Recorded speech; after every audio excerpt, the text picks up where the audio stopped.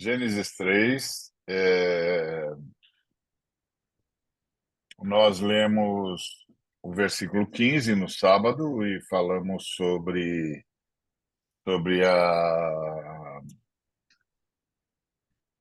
como é que chama? Sobre a expiação. Então, vamos continuar. E a mulher disse: multiplicarei sobremodo os sofrimentos da tua gravidez. Em meio de dores darás à luz filhos, o teu desejo será para o teu marido, e ele te governará.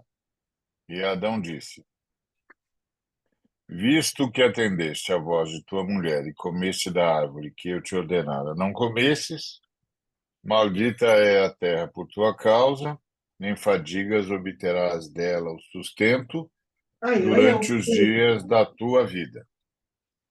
Ela produzirá cardos e abrolhos, e tu comerás a erva do campo. No suor do rosto comerás o teu pão, até que tornes a terra, pois dela foste formado. Pois tu és pó, e ao pó tornarás. E deu o homem o nome de Eva, a sua mulher, por ser mãe de todos os seres humanos. Fez o Senhor Deus vestimenta de peles para Adão e sua mulher, e os vestiu. Então disse o Senhor Deus: eis que o homem se tornou como um de nós, conhecedor do bem e do mal.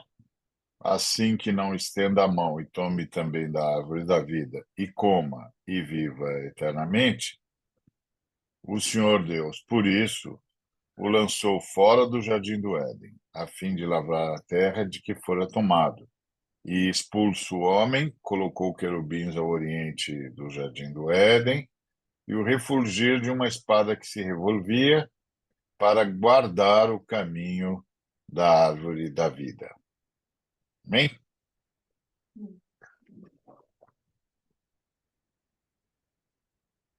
Muito bem, esse é o desfecho da, da rebelião. Nós temos o primeiro, nós temos a primeira crise humanitária, temos a primeira crise ecológica, porque a natureza da Terra mudou, ela passou a produzir cardos e abrolhos, e tem uma crise humanitária, primeiramente uma crise entre os seres humanos, depois uma crise entre os seres humanos e Deus, e finalmente uma crise no relacionamento conjugal em si. A mulher passa a estar numa posição de ser governada pelo marido.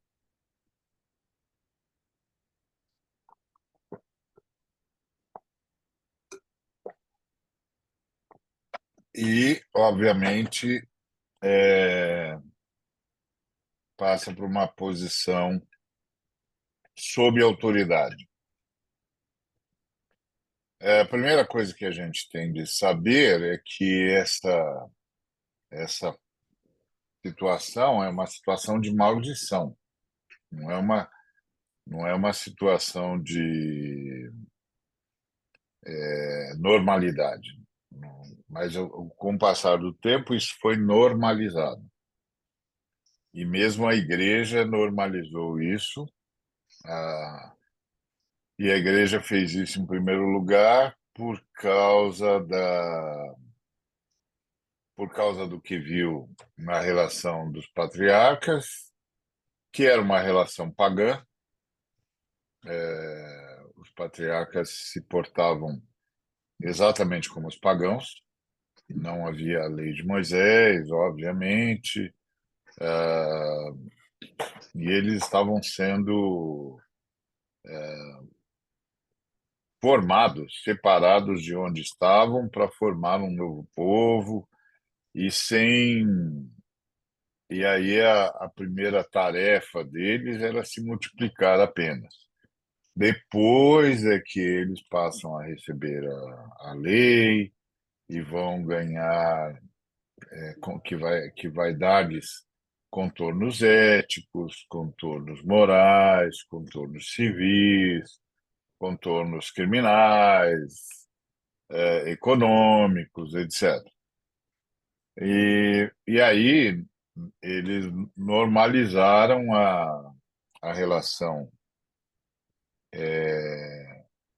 que aparece no Gênesis, aqui nesse texto, até porque as várias culturas se desenvolveram assim, uma relação subalterna para as mulheres e, e depois, quando a igreja começa a, a vingar, a crescer, etc., a igreja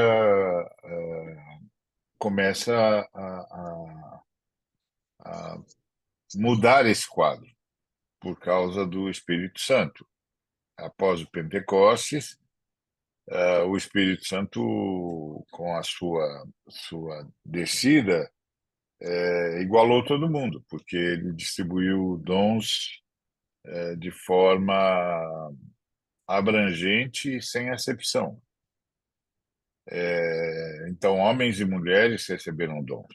Então, de repente, mulheres estavam trazendo palavras proféticas, ou palavras de sabedoria, ou desafios de fé, estavam falando em línguas dos anjos, estavam traduzindo essas línguas, enfim, o Espírito Santo se derramou sobre 120 pessoas e não perguntou de que identidade eles eram. E ponto. Começa então uma nova fase da igreja. Mas aí a igreja cruza para o Ocidente. A igreja ficou décadas no Oriente. À medida que a gente vai lendo, a gente tem a impressão de que imediatamente o Paulo já era apóstolo, já estava cruzando para o Ocidente. Não, isso demorou muito tempo. Demorou muito tempo. E provavelmente uns 30 anos, no mínimo. E aí, quando eles cruzam para o Ocidente, é, eles começam a se deparar com a crise greco-romana. E aí o Paulo e o Pedro e os demais vão pedir às mulheres que se contenham para não criar um choque cultural tão grande que os gregos se recusem a ouvir a mensagem. Foi uma decisão apostólica, não foi uma decisão divina. Isso, aliás, é uma coisa que a gente não entende nas Escrituras quando lê, principalmente no Novo Testamento, que você tem a Igreja do Pai, a Igreja do Filho, a Igreja da Rua Kadosh, o Espírito Santo, e a Igreja dos Apóstolos. Essas quatro igrejas se encontram na igreja local, é óbvio. E, além disso, tem o joio também. Então, essas cinco realidades se encontram na igreja local. Então, a igreja do Pai é a igreja da adoração. A igreja do Filho é a igreja do relacionamento. A igreja da Rua Kadosh, do Espírito Santo, é a igreja do serviço e dos dons e das operações maravilhosas. E a igreja dos apóstolos é a igreja da estrutura. Os apóstolos criaram uma estrutura, porque tinham de liderar da noite para o dia 3.000 pessoas. E assim, 3.000 pessoas e se multiplicando. E aí eles pediram emprestado o modelo da sinagoga, que curiosamente era o modelo que Jesus chamou de odre velho. Chamou de odre velho, dizendo que o vinho novo não cabia no odre velho. O problema todo é que os apóstolos não sabiam o que fazer. Eles tinham 3.000 pessoas para cuidar da noite para o dia, não sabiam como fazê-lo, pegaram emprestado pegaram emprestado o modelo da sinagoga e, claro, eles deram uma arrefecida no modelo. O modelo era muito mais colegiado, era fruto de eleição, as pessoas tinham de obedecer um critério mínimo de espiritualidade reconhecida pela comunidade, reconhecida pelos que não eram cristãos. Então, tinha um protocolo para garantir a qualidade das pessoas que fossem eleitas. Mas era uma estrutura, não deixava de ser uma estrutura. E aí o apóstolo Paulo, tanto o Paulo quanto o Pedro, mais o Paulo do que o Pedro, que o Paulo foi mais em direção aos gentios do que o Pedro, ainda que o Pedro também tenha sido levado a pregar aos gentios. O Paulo, mais o Paulo, como eu disse, começa a estabelecer posturas com o objetivo de não de não causar maior escândalo entre os gregos, para que os gregos não rejeitassem a priori o evangelho. E o Paulo faz isso com a profunda convicção de que a fé cristã vai vencer, ou seja, a fé cristã vencerá a cultura greco-romana, e em vencendo a cultura greco-romana, a fé cristã vai então reinaugurar ou retomar a relação homem-mulher antes da rebelião, que era uma relação de igualdade e não de subalternidade. Mas, com o passar do tempo, a gente desprezou a chave hermenêutica do Paulo e normatizou, naturalizou essa relação de autoridade que, de fato, era temporária. E era temporária na medida em que estava aguardando a chegada do Espírito Santo. E o Espírito Santo chegou. Então, o Senhor deixa claro para eles que tem uma maldição. Agora, é preciso entender o seguinte: não é o Senhor que está amaldiçoando as relações, nem é o Senhor que está determinando, será assim. Não. O Senhor está dizendo que a rebelião vai mudar. A rebelião vai provocar mudanças na terra, a terra vai migrar de ser Éden, lugar de delícias, para ser Gaia, a terra que quer expelir o ser humano. A relação conjugal vai mudar, vai deixar de ser uma relação de igualdade, vai passar a ser uma relação de subalternidade. E não é uma subalternidade, tem de deixar isso claro, não é uma subalternidade baseada num decreto divino, pura e simplesmente. É uma mudança, é uma mudança no modus vivendi.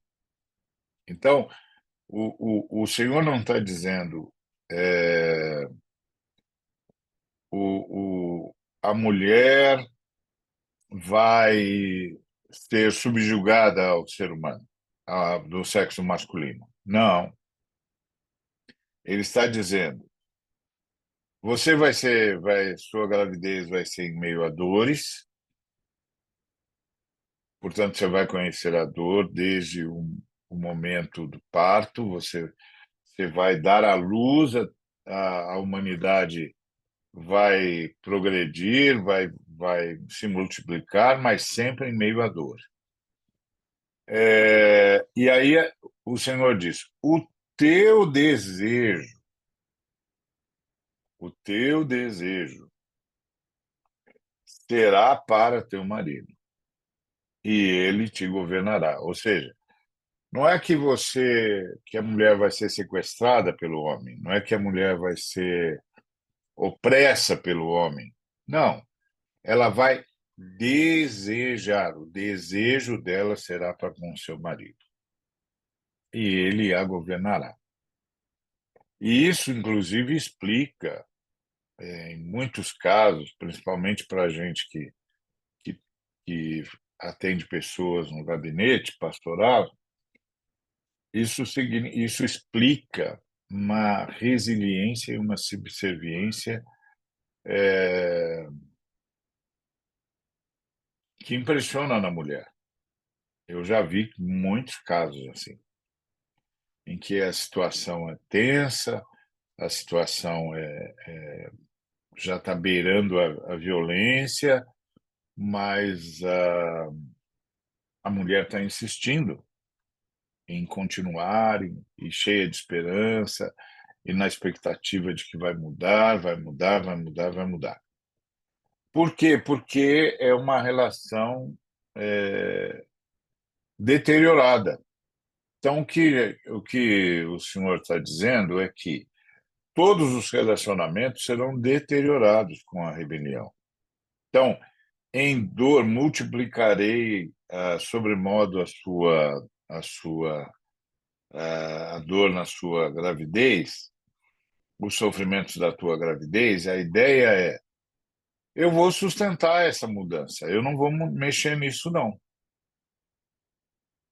Vocês provocaram uma mudança, uma alteração na Terra, uma alteração na vida, e vocês passaram a ter o sofrimento como condição humana. Então, doravante, viver será sofrer em alguma medida. O sofrimento fará parte da, da multiplicação. A humanidade já vai se multiplicar em meio a dores. Não é uma. Embora o pessoal tenha traduzido como se fosse um ato divino, mas a melhor tradução para a palavra rabá é vai se tornar, ou vai virar isso, vai se transformar nisso, vai tornar-se nisso. Então a ideia não é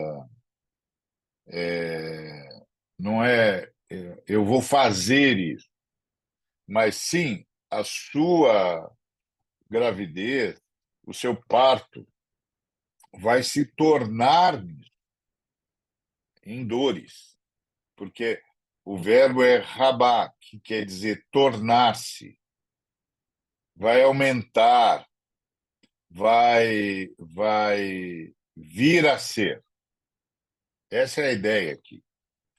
Então, da forma como foi traduzida para o português, dá a impressão de que é um ato divino de punição. Não é. É um desdobramento da rebelião. A rebelião gerou uma crise. Gerou uma crise. Primeiro, gerou uma crise relacional, uma crise pessoal. Eles ficaram com vergonha. Depois, essa crise, eles se deram conta da nudez e não souberam o que fazer com isso. Depois, isso se tornou relacional. Eles passaram a querer se proteger uns dos outros, um do outro, no caso. Depois se tornou um medo de Deus. Eles fugiram de Deus. Então, são os desdobramentos da rebelião. E aí, os outros desdobramentos da rebelião são as dores de parto, que passarão a haver, o parto tornar-se-á um momento de dor, a, a terra vai produzir cardos e abrolhos, então sobreviver na terra vai gerar muito trabalho, ah, vai haver uma mudança na natureza dos animais, da fauna, muitos deles se tornaram carnívoros, muitos deles se tornaram predadores, inclusive do próprio ser humano. Todos deixaremos de ser, a maioria dos mamíferos deixará de ser vegetariana, nós vamos nos devorar, vai haver uma escala, uma escala de predação, de predadores.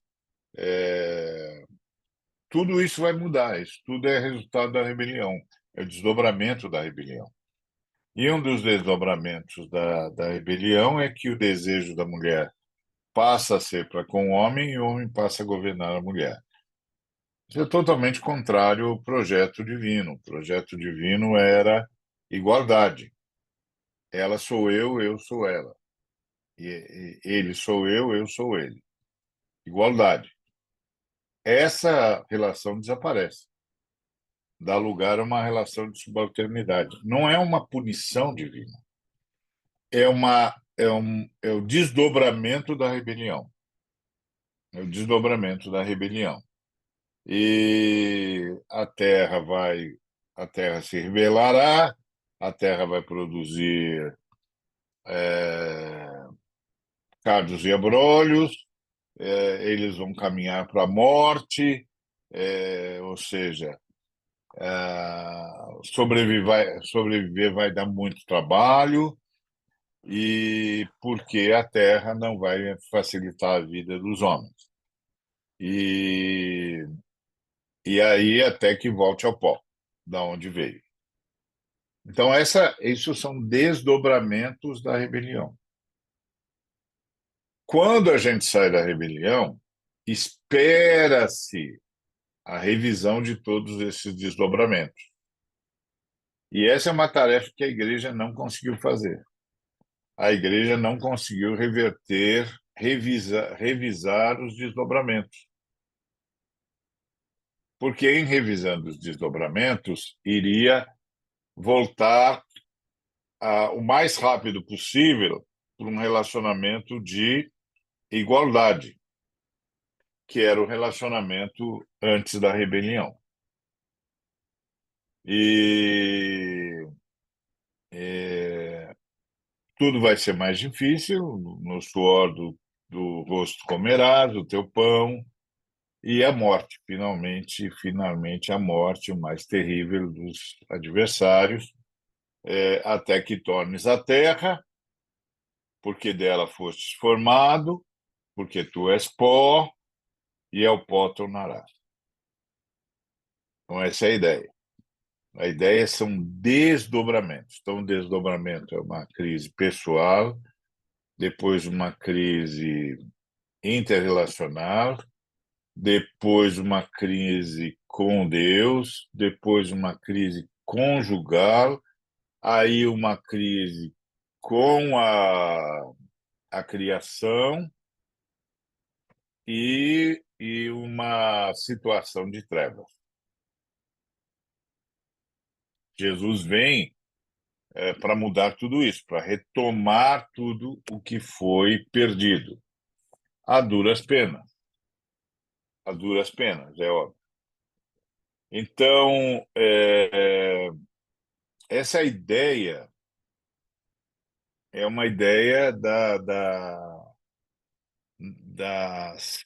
de escapar da punitividade que o Evangelho ganhou, porque nós não nos livramos do ranço romano. que estabeleceu a lógica do império, a lógica do império, que era a lógica da subalternidade. Era para a igreja, tão logo a gente começasse a ganhar as culturas, etc., mudar todo esse quadro. Porque todo esse quadro ele é temporário. E o próprio apóstolo Paulo anunciou que a nossa hermenêutica seria tudo isso nós vamos manter como regra até vencermos culturalmente, até tomarmos a cultura. À medida que nós tomemos a cultura, nós vamos para o cerne da libertação de Cristo, onde não pode haver nem homem nem mulher, nem judeu nem romano, nem senhor nem escravo, etc, etc. Então, essa é a hermenêutica paulina. Quando a gente vencer na cultura, a gente volta para a normalidade divina. E a normalidade divina é a normalidade da igualdade, da mutualidade. Então, tudo muda.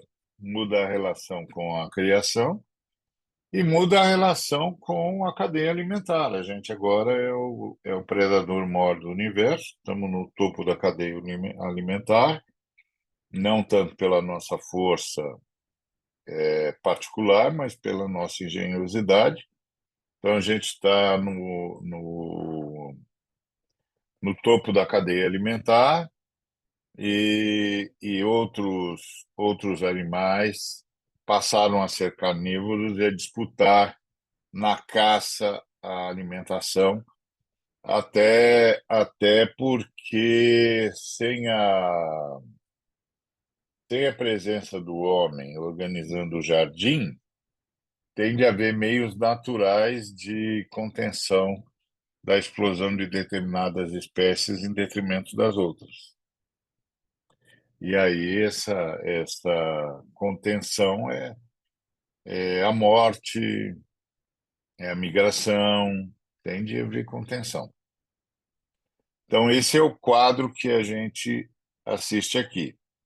Aí a reação masculina à mulher, que agora já lhe é uma estranha, é chamá-la de Eva, até porque agora ele tem uma certa autoridade para nomeá-la, né? Nomear é um ato de autoridade.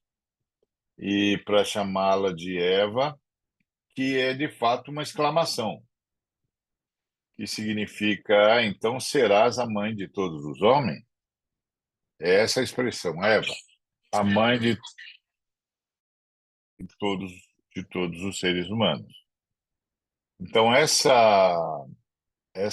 percepção é uma percepção de mudança decorrente da rebelião, e não um ato punitivo de Deus. Ah, aí Deus expulsa o homem do jardim, porque ele não tem mais como conviver naquele ambiente, e principalmente porque ele não pode mais ter acesso à árvore da vida para não garantir sobrevida para si. Ele tem de morrer. Ele tem de morrer. Como ele passou a ser manifestante da maldade, os que são manifestantes da maldade precisam morrer, não pode ficar para a semente, porque senão ninguém aguenta, né? Então tem de pôr fim a essa história. E se a justiça não puser, e se a guerra não puser, e se a revolução não puser, Deus porá, porque todos vão encontrar-se com ele. Então, aí o senhor já inicia esse caminho que vai se tornar o caminho de predação nossa, né? O senhor constrói faz vestimenta das peles para Adão, de peles para Adão e sua mulher, e, e aí diz: o homem se tornou um de nós, conhecedor do bem e do mal. Volto a dizer, a melhor tradução aqui é bom e mal, e, e assim a gente vai sendo impedido de viver para sempre, o que, aliás, é ótimo, porque viver para sempre, escolhendo sempre o mal, é uma tragédia, uma tragédia. Então, a morte é uma bênção, porque a morte interrompe ciclos. A morte interrompe ciclos de maldade, ciclos de opressão. A morte, nesse sentido, é uma bênção. Aí eles saíram do jardim, até porque não tinham mais condições de cuidar do jardim, porque o jardim exigia uma sintonia direta com Deus, e eles não têm mais sintonia com Deus. E, e paciência. Aí ele colocou querubins ao oriente do jardim do Éden para impedir e o refulgir de uma espada, para guardar o caminho da árvore da vida, porque tudo que gente que manifesta maldade não pode sobreviver ao restante da humanidade, ter uma longevitude ininterrupta. Não pode. Tem que parar esse sujeito, porque ele está manifestando a maldade. Então, ele tem de ser parado. Então, essa é a ideia que está aqui. A ideia não é de punição, mas de desdobramento.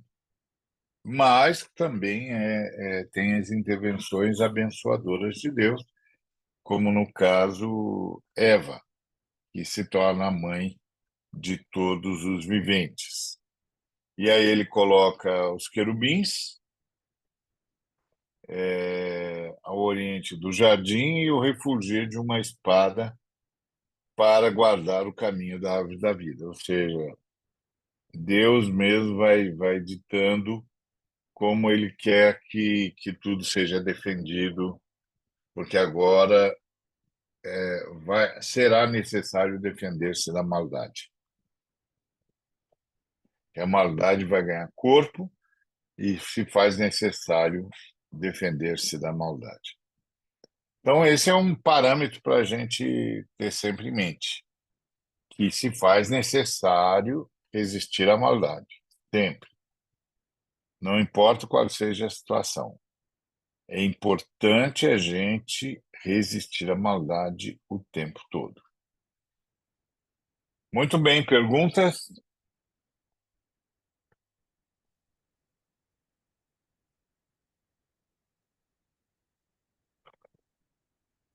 Eu quero saber se o de sábado ficou gravado também. Essa é com o Alex. Alex, o de sábado ficou gravado? Sábado ficou só no Instagram, porque, Lena, o que que aconteceu no sábado é que foi colocado no meu celular e eu não conseguia colocar o link Ah, do Zoom aqui e do Instagram ao mesmo tempo. Eu não consigo fazer no mesmo celular isso. Eu faço uma tá. coisa, eu faço outra. Então, o de sábado fica perdido, porque não dá para mudar do Instagram para texto, né? Eu não sei, eu acho que sim, né? Eu acho que dá para transformar assim pelo chat GPT lá. Eu acho que ele transforma, assim. Eu não tenho certeza, viu? Mas tá gravado lá. Tá, tem link para YouTube no Instagram? Não, não tem, né? Não, Não, eu porque posso ver lá em. Eles são Instagram mais. Mas você pode baixar o Instagram através do Telegram. Ah, meu Deus do céu. Eu te Não é mando o link, eu comigo, te não mando. é comigo isso daí. Para mim tinha que chegar, tinha que chegar o texto em Não, MP3. tá. Eu te mando o link. É, o MP3 não vai ter aqui, assim. Eu não Então, não consigo. vai ter sábado, de sábado perdeu-se. Porque Tá. são quantas horas? 3 horas, não é? Não, não foi Não, dá tanto um pouco tempo, mais não. de. Foi, Hã? Eu foi um posso pouquinho mais tentar de uma fazer. hora. Eu posso tentar digitar, Lena, e te passar. Tá. Eu não posso fazer isso. E o meu neto também, para digitar, está difícil, porque os pais estão controlando muito o acesso dele ao computador. E agora eu já falei para ele que ele está sem receber para fazer uma bolsa de estudo em teologia. Bom, aí, aí ele Nossa, está. isso é extremamente voluntário, tranquilo. Que Não, mas bom. Nem tudo bem, sabia eu que esse falei para menino ele. tinha Sabe essa o que que eu falei? vocação. Não, Ari, Muito joia. eu falei para ele o seguinte, ó, não sei o que você vai fazer com essa informação, mas você vai viver num mundo onde se vai falar muito de Bíblia, muito, muito. Então, que você, pelo menos, conheça o que a Bíblia está dizendo. E é essa minha herança que eu quero deixar para você. Ah, não, mas Tá ele não bom. é de todo avesso à coisa, entendeu? Não, claro que E, não. e Eu acho que assim, conversei com tinha que ele. dar um estímulo e falar: olha, estou pagando para você estudar, porque eu quero que você aprenda o que que é, porque lá na frente você vai precisar. Depois o que você vai fazer, se você vai crer, se você não vai crer, isso não me interessa. Você tem que ter a informação. Uhum. Mas vamos ver. Ô, Ai, Ari, orando a Deus para que Deus toque nesse menino, meu Deus do céu. ô, Ari, Tá eu não bom. entendi direito. Eu não entendi direito a parte que fala lá do desejo da mulher ser para o homem, para o marido. Parece que uma coisa assim imposta, sabe? Então, foi o que eu disse. Não é uma coisa imposta, é um desdobramento da rebelião. É um desdobramento da rebelião. Naturalmente, a mulher desejaria estar com o marido e pelo marido, como de fato andaram todas as civilizações até a Era Moderna. E a Era Moderna só quebra essa relação no mundo cristão. Só quebra essa relação no mundo cristão, porque o mundo cristão é libertário e deveria ter sido libertário desde sempre. Mas aí o mundo cristão tropeçou em algumas situações. A primeira situação foi entrar no mundo greco-romano. Quando a gente entrou no mundo greco-romano, os apóstolos, se eu quero crer que sob a direção do Espírito Santo, orientaram a igreja a não provocar desnecessariamente a cultura grega, para que o Império Romano não rejeitasse o evangelho a priori, para que os gregos e os latinos não rejeitassem a mensagem cristã a priori.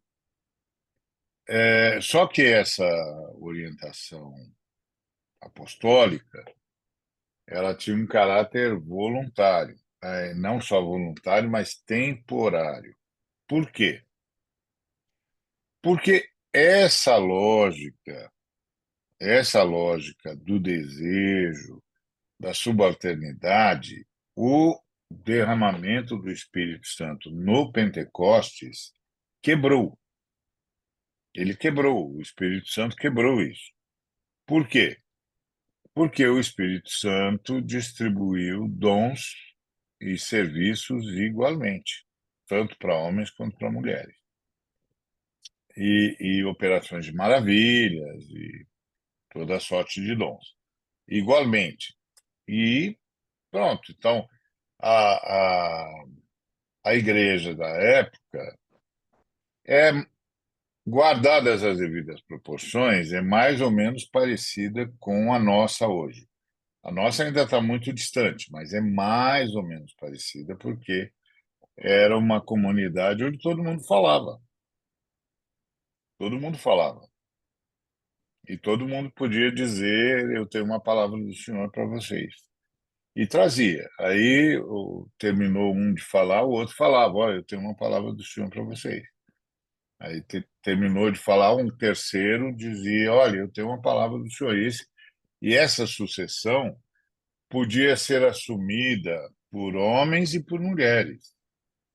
Então, você ia para a reunião, você ia ficar horas na reunião, porque tinha muita palavra. Homens e mulheres iam trazer a palavra, e é óbvio, se tivesse irmãos ou irmãs ligadas à ministração da palavra, ligadas aos apóstolos, eles sempre tinham um espaço para conversar com a igreja.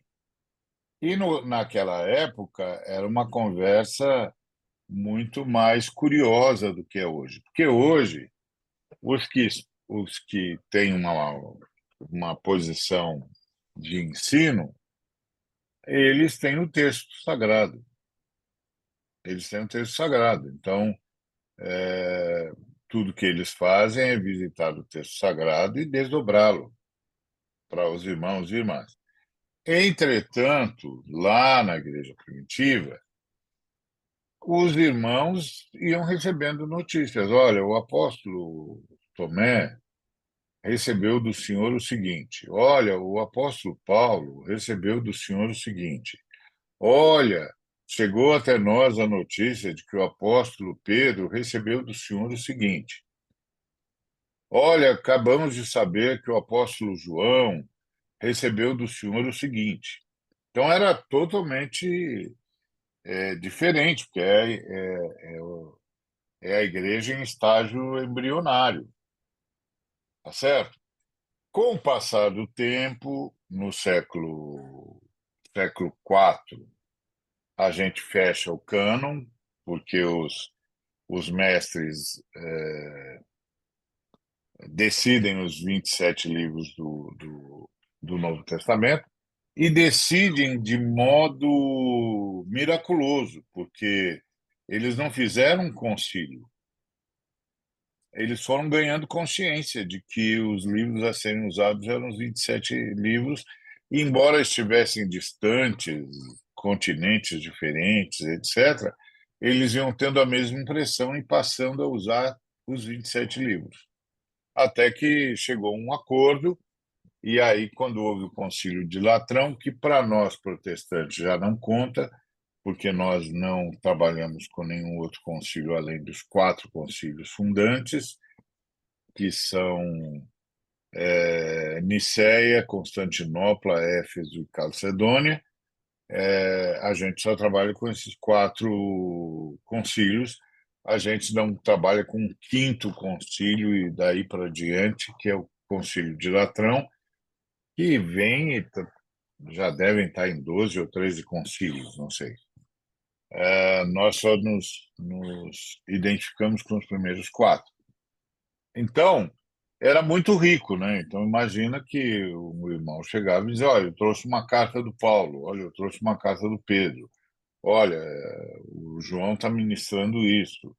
Era muito mais dinâmico do que nós temos hoje.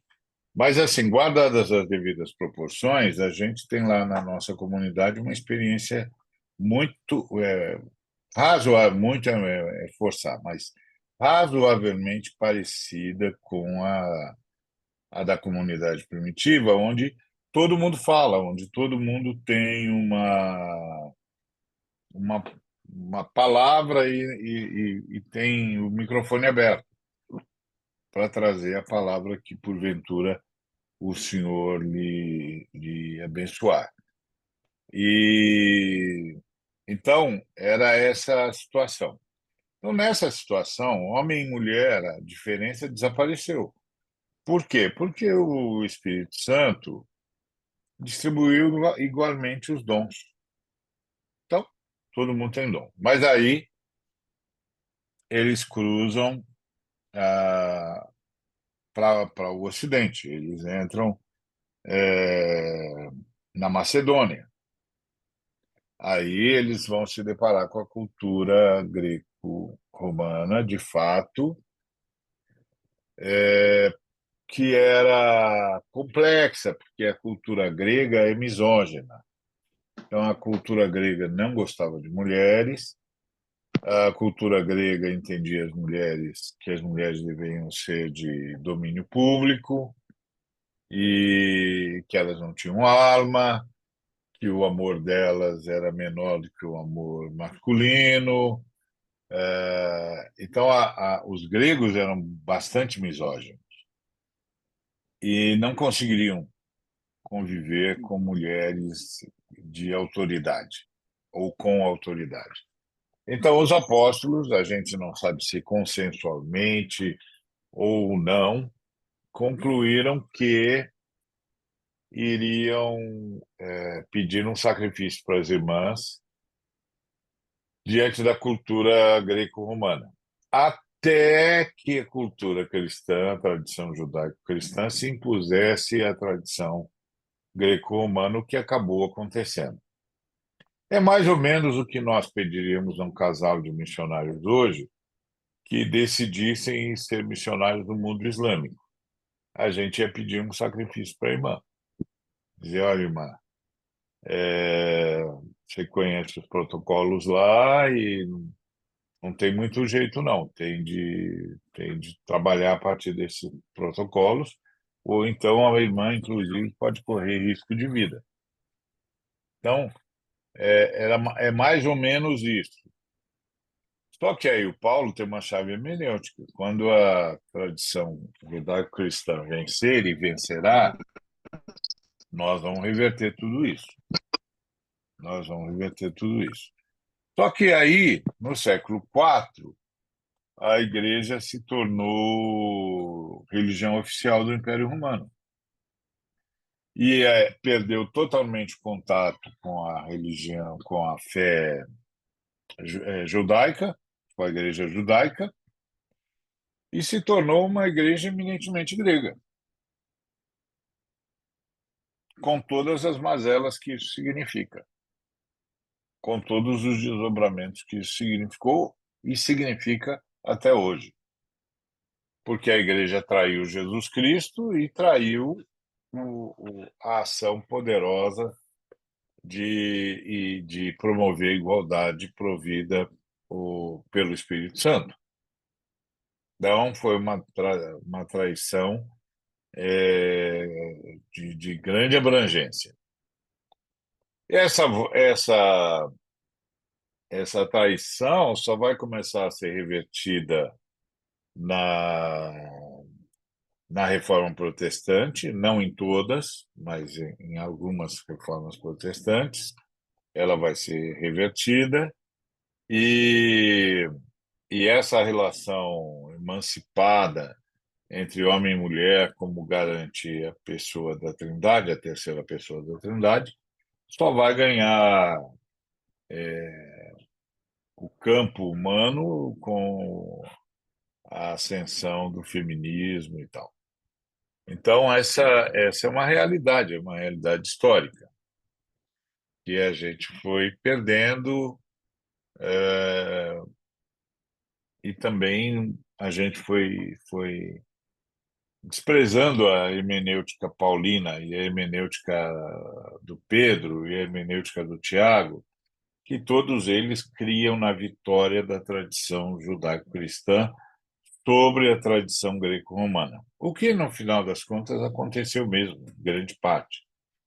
Mas, e aí a lógica deles é que, em acontecendo a vitória da tradição judaico-cristã, tem de reverter todo o relacionamento oriundo da rebelião, toda crise oriunda da rebelião. Que nós também não obedecemos, não fomos rever e pronto, e as irmãs pagam o custo até hoje. Então, é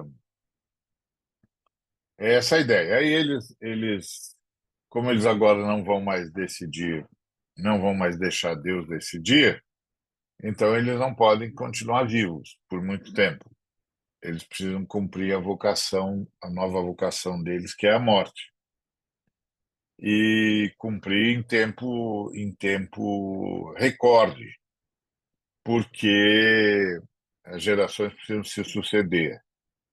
E aí eles têm um imperativo da lei da procriação,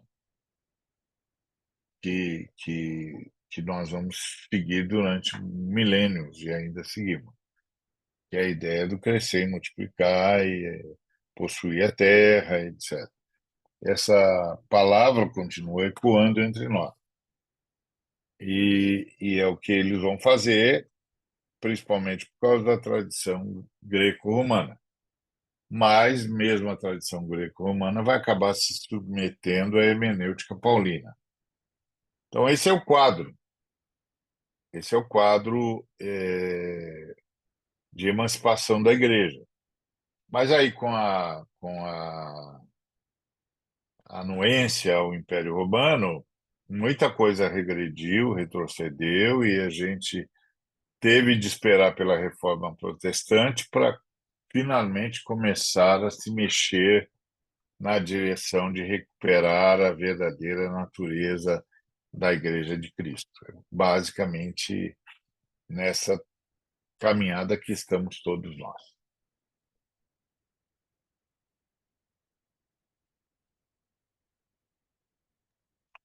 Perguntas? Está tudo claro?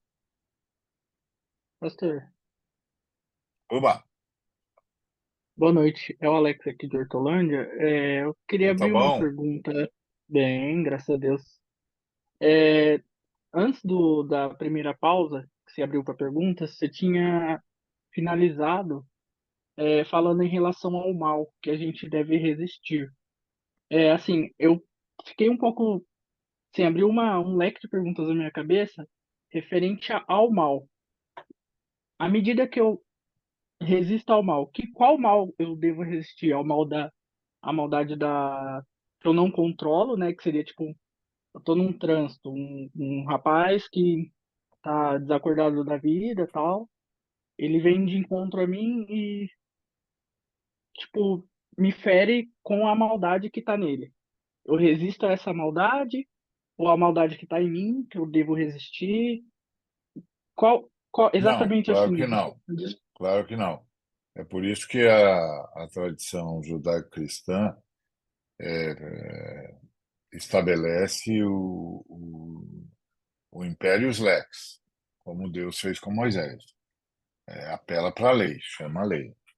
Nunca faz justiça com as próprias mãos, chama a lei, incrimina legalmente o transgressor e o leva às barras dos tribunais, se for o caso. Mas jamais deixa no inferno dele para fazer a mesma coisa que ele está fazendo. E isso sob hipótese alguma, de jeito nenhum. Sim. É a É porque assim, ideia da não violência. sim, mas não nesse sentido da violência como se eu fosse pagar o mal com o mal, né? Mas eu digo assim, a Uhum. resistência do mal, Resistência, ela sim. vem tipo assim, ela vem da minha natureza humana, de que eu tenho a tendência a fazer o mal. Então, qual mal exatamente assim eu resisto quando A você falou, eu devo resistir ao resistência mal? à maldade, a resistência à maldade é uma resistência civil, ou civil, como dizem os causídeos. Você vai apelar para a justiça e vai resistir à operação do engano, à operação do erro. A maldade em nós, por definição, quando a gente nasce de novo, ela é contida, uma nova natureza humana passa a nos governar porque nosso espírito é ressurreto e uma vez ressurreto o espírito, ele se torna um com Cristo e ele passa então a ter a lei, a vontade do Senhor como paradigma. E aí o espírito vai exigir a submissão da alma e do corpo. Então, aí da identidade e do corpo. Ele começa todo um trabalho de mudar-nos, até para garantir a Entendi. nossa sobrevida. E aí começa a batalha, porque a gente só aprendeu a ser gente desse jeito e tem muita dificuldade de ceder espaço para a voz do Senhor, porque a gente não está acostumado a ser como o vento, a ser soprado pelo Senhor. Então, mas a ideia é lembrar sempre que o mal é a ausência do bem. Ele não existe de per si, ele é a ausência do bem. Portanto, a forma de vencer o mal é levar sempre o bem, é iluminar, é levar sempre o que é bom, tomar as melhores decisões e implementar as melhores decisões diante de toda a humanidade o tempo todo, e incentivando a humanidade para ir nesse caminho. Esse é o caminho do testemunho, é o caminho do enfrentamento e pode ser o caminho do martírio. Mas é o caminho que a gente trilha sempre para frente, na esperança de convencer as pessoas, pelo poder do Espírito Santo, que eles têm de abrir mão de toda a violência, de toda a usurpação, usura, ganância, etc. Então, essa é a ideia. É, E a, e a lógica dessa nova comunidade é uma lógica fraternal, né? Então tem de gerar fraternidades. Fraternidades. Essa é a ideia.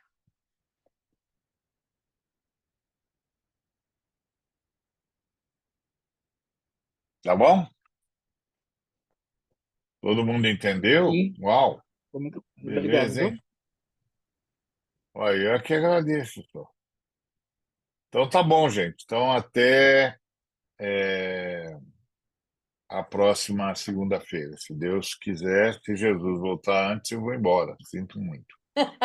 Mas estou contando que vocês vão também. Então, se vocês forem, eu acho que vão, eu quero marcar um encontro com vocês ali onde tem aquela raiz mais sobressalente, sobre aquela raiz que se sobressai da árvore da vida.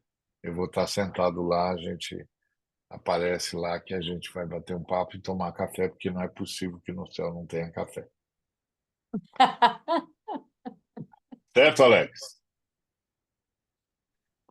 Aí não é céu, né? Aí não é céu. Falta o principal, o café.